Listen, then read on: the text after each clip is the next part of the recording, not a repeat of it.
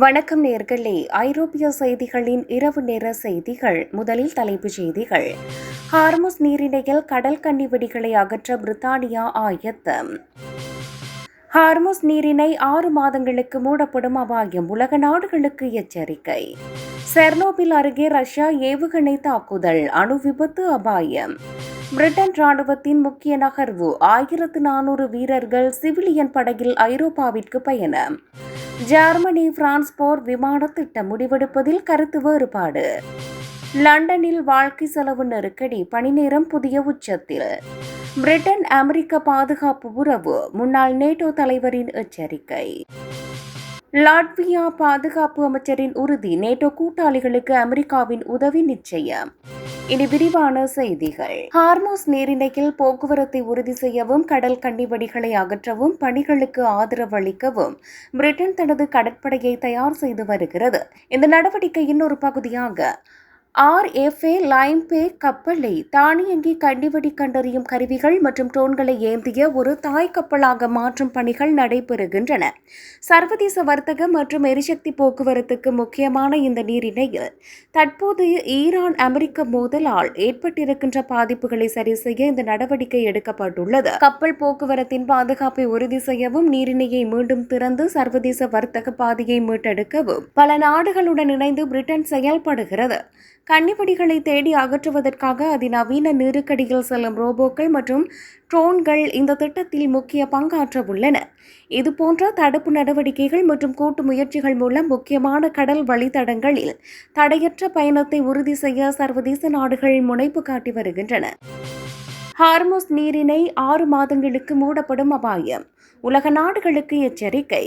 உலகளாவிய எரிசக்தி விநியோகத்தில் மிக முக்கியமான ஹார்முஸ் நீரிணை குறைந்தது 6 மாதங்களுக்கு மூடப்படும் அபாயம் உள்ளதாக தகவல்கள் வெளியாகியுள்ளன. பிராந்தியத்தில் நிலவும் போர் பதற்றங்கள் மற்றும் ராணுவ மோதல்கள் காரணமாகவே இத்தகைய இக்கட்டான சூழ்நிலை உருவாகியுள்ளது. உலகின் மொத்த எண்ணெய் விநியோகத்தில் பெரும் பகுதியை சுமந்து செல்லும் இந்த கடல் வழி பாதை முடக்கப்பட்டால் அது உலகளவில் கடுமையான எரிபொருள் தட்டுப்பாட்டை உருவாக்கும். சர்வதேச சந்தையில் கச்சா எண்ணெய் விலையில் மிகப்பெரிய உயர்வு ஏற்படுவதோடு உலக பொருளாதாரம் பெரும் நிதி நெருக்கடியை சந்திக்கும் என நிபுணர்கள் எச்சரிக்கின்றனர்.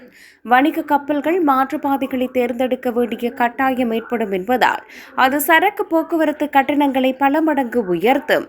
இந்த நீரிணையை மீண்டும் திறந்து வைக்கவும் உலகளாவிய எரிசக்தி பாதுகாப்பை உறுதி செய்யவும் சர்வதேச நாடுகள் தீவிர ராஜதந்திர முயற்சிகளில் இறங்கியுள்ளன. செர்னோபில் அருகே ரஷ்யா ஏவுகணை தாக்குதல், அணு விபத்து அபாயம். செர்னோபில் அணுமின் நிலையத்தின் பாதுகாக்கப்பட்ட பகுதிக்கு அருகாமையில் ரஷ்யா ஏவுகணை தாக்குதல்களை நடத்தியுள்ளதாக தகவல்கள் வெளியாகியுள்ளன. இத்தகைய பொறுப்பற்ற ராணுவ நடவடிக்கைகள் மீண்டும் ஒரு பயங்கரமான அணு விபத்தை ஏற்படுத்தக்கூடும் என்ற அச்சத்தை சர்வதேச அளவில் உருவாக்கியுள்ளன. அணுக்கதிர்வீச்சு அபாயம் கொண்ட இப்பகுதியில் மேற்கொள்ளப்படும் தாக்குதல்கள் சுற்றுச்சூழல் மற்றும் மக்களின் பாதுகாப்பிற்கு பெரும் அச்சுறுத்தலாக மாறியுள்ளன. ஏற்கனவே பாதுகாப்பு கட்டமைப்புகள் கொண்ட இப்பகுதியில் ஏவுகணைகள் விழுவது கதிரியக்க கசிவுக்கு வழிவகுக்கும் என வல்லுநர்கள் கடுமையாக எச்சரிக்கின்றனர். 1986 ஆண்டின் பேரழிவை நினைவூட்டும் இந்த சூழலை சர்வதேச அணுசக்தி முகமை மிகவும் பதற்றத்துடன் தீவிரமாக கண்காணித்து வருகிறது. முக்கியமான அணுசக்தி மையங்களுக்கு அருகில் ராணுவ நடவடிக்கைகளை தவிர்க்குமாறு ரஷ்யாவுக்கு உலக நாடுகள் கடுமையான கண்டனங்களையும் எச்சரிக்கைகளையும் விடுத்துள்ளன. பிரிட்டன் ராணுவத்தின் முக்கிய நகர்வு, 1400 வீரர்கள் சிவிலியன் படகில் ஐரோப்பாவிற்கு பயணம். பிரிட்டன் ராணுவத்தின் டெசர்ட் ரேட்ஸ் படைப்பிரிவைச் சேர்ந்த 1400க்கும் மேற்பட்ட வீரர்கள் சிவிலியன் படகு மூலம் ஐரோப்பாவுக்கு பயணம் மேற்கொண்டுள்ளனர். ஜெர்மனியில் நடைபெறவுள்ள நேட்டோ அமைப்பின் எக்ஸசைஸ் ரினோஸ்டாம் என்ற ராணுவ பயிற்சியில் பங்கேற்பதற்காக இந்த வீரர்கள் அனுப்பப்பட்டுள்ளனர்.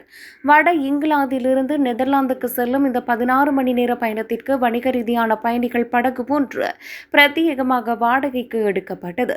ராணுவ தளவாடங்கள் மற்றும் வான்வெளி போக்குவரத்தை மிச்சப்படுத்தி தரைவழி படைகளை விரைவாகவும் நெகிழ்வுத்தன்மையுடனும் நகர்த்துவதே இந்த நடவடிக்கையின் முக்கிய நோக்கமாகும்.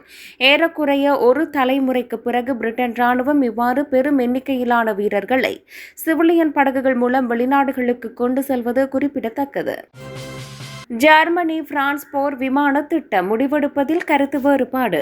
ஐரோப்பாவின் பிரம்மாண்டமான போர் விமான திட்டமான FCAS தொடர்பாக ஜெர்மனி மற்றும் பிரான்ஸ் நாடுகளிடையே கருத்து வேறுபாடுகள் நீடிக்கின்றன. இந்த திட்டத்தின் அடுத்த கட்ட நடவடிக்கைகள் குறித்து இந்த வாரத்திற்குள் முடிவெடுக்க வேண்டும் என்று ஜெர்மனிய பாதுகாப்பு அமைச்சர் போரிஸ் பிஸ்டோரியஸ் வலியுறுத்தியுள்ளார். ஆனால் பிரான்ஸ் பாதுகாப்பு அமைச்சர் கேத்தரின் வவுட்ரின் பேச்சுவார்த்தை நடத்துபவர்களுக்கு பொதுவான நிலைப்பாட்டை எட்ட மேலும் 10 நாட்கள் தேவைப்படும் என காலக்கெடுவை நீட்டித்துள்ளார்.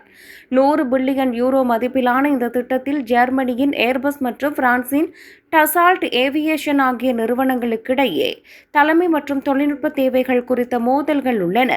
ஜெர்மன் பிரதமர் ஃபிரெடரிக் மெர்ஸும் பிரான்ஸ் அதிபர் இமானுவேல் மக்ரோனும் ஐரோப்பிய ஒன்றிய உச்சிமாநாட்டின் போது இது குறித்து ஆலோசிப்பார்கள் என எதிர்பார்க்கப்படுகிறது. லண்டனில் வாழ்க்கை செலவு நெருக்கடி, பணி நேரம் புதிய உச்சத்தில். லண்டனில் வசிக்கும் மக்கள் முன்னெப்போதும் இல்லாத வகையில் தற்போது நீண்ட நேரம் வேலை செய்து வருவதாக ஆய்வுகள் தெரிவிக்கின்றன. அதிகரித்து வரும் வாழ்க்கை செலவுகள் மற்றும் பொருளாதார நெருக்கடியை சமாளிக்க மக்கள் கூடுதல் பணி நேரத்தை தேர்ந்தெடுக்க வேண்டிய கட்டாயத்தில் உள்ளனர். லண்டன் ஊழியர்களின் சராசரி வாராந்திர பணி நேரம் புதிய உச்சத்தை எட்டியுள்ளது. இது அவர்களின் வாழ்வாதார தேவையை காட்டுகிறது. வீட்டு வாடகை, எரிசக்தி மற்றும் உணவுப் பொருட்களின் விலை உயர்வு மக்களை கடுமையாக பாதித்துள்ளது. இதற்கு முக்கிய காரணமாகும். குடும்பத்தின் அடிப்படை தேவைகளை பூர்த்தி செய்ய போராடும் மக்கள் தங்களின் பணி வாழ்க்கை சமநிலையை தியாகம் செய்து அதிக நேரம் உழைக்கிறார்கள். நிதி பாதுகாப்பின்மை காரணமாக ஊழியர்கள் எதிர்கொள்ளும் இந்த கூடுதல் பணி சுமை அவர்களின் உடல் மற்றும் மனநலத்தை பாதிக்கும் அபாயத்தை உருவாக்கியுள்ளது. பிரிட்டன் அமெரிக்க பாதுகாப்பு உறவு, முன்னாள் நேட்டோ தலைவரின் எச்சரிக்கை. அமெரிக்க அதிபர் டொனால்ட் ட்ரம்ப் நேட்டோ அமைப்பில் உள்ள கூட்டாளிகள் மீது முன்வைக்கும் கடுமையான விமர்சனங்கள் வேதனை அளிப்பதாக முன்னாள் நேட்டோ பொதுச் செயலாளர் லோர்ட் ராபர்ட்சன் தெரிவித்துள்ளார். ட்ரம்பின் இத்தகைய அணுகுமுறை மேற்கத்திய நாடுகளின் ஒற்றுமையை சிதைப்பதோடு நீண்டகால பாதுகாப்பு உறவுகளுக்கு பெரும் அச்சுறுத்தலாக உள்ளது என தெரிவித்துள்ளார். அமெரிக்காவின் வெளியுறவு கொள்கைகள் தற்போது மிகவும் சுயநலம் சார்ந்ததாக மாறிவிட்டதால் பிரிட்டன் மற்றும் ஐரோப்பிய நாடுகள் அமெரிக்காவை மட்டும் சார்ந்திருப்பதை விட சொந்தமாக தற்காப்பு திறனை அதிகரிக்க வேண்டும் என்று அவர் கூறினார். ஈரான் மற்றும் பிற உலகளாவிய விவகாரங்களில் அமெரிக்கா காட்டும் அரசிய போக்கு நேட்டோ நாடுகளிடையே நம்பிக்கையின்மையையும் பாதுகாப்பின்மையையும் அதிகரித்துள்ளது. அமெரிக்காவின் தற்போதைய அரசியல் சூழல் மாற்றத்துக்கு உட்பட்டுள்ளதால் ஐரோப்பிய நாடுகள் தங்களது பாதுகாப்பு மற்றும் இராணுவ கட்டமைப்புகளை வலுப்படுத்த வேண்டிய கட்டாயத்தில் உள்ளன. லாட்வியா பாதுகாப்பு அமைச்சரின் உறுதி, நேட்டோ கூட்டாளிகளுக்கு அமெரிக்காவின் உதவி நிச்சயம். லாட்வியாவின் பாதுகாப்பு அமைச்சர் நேட்டோ கூட்டாளிகளுக்கு தேவைப்படும் பட்சத்தில் அமெரிக்கா நிச்சயமாக உதவியை வழங்கும் என முழு நம்பிக்கை தெரிவித்துள்ளார். நேட்டோ அமைப்பின் பிளவு அல்லது அமெரிக்காவின் விலகல் குறித்த அச்சங்கள் நிலவினாலும் கூட்டமைப்பின் மீதும் அமெரிக்காவின் உறுதிப்பாட்டின் மீதும் தனக்கு ஐயமில்லை என அவர் கூறியுள்ளார். உலகளாவிய பாதுகாப்பு சவால்கள் அதிகரித்து வரும் சூழலில் நேட்டோ உறுப்பு நாடுகளின் பாதுகாப்பு மற்றும் ஒற்றுமை மிகவும் அவசியமானது என்று அவர் வலியுறுத்தினார். ஐரோப்பிய நாடுகள் தங்கள் பாதுகாப்பு முதலீடுகளை அதிகரிப்பதும் அமெரிக்காவின் உதவியை மட்டும் நம்பி இருக்காமல் தற்காப்பு திறனை வலுப்படுத்துவதும் மிக முக்கியம் எனவும் கருதப்படுகிறது.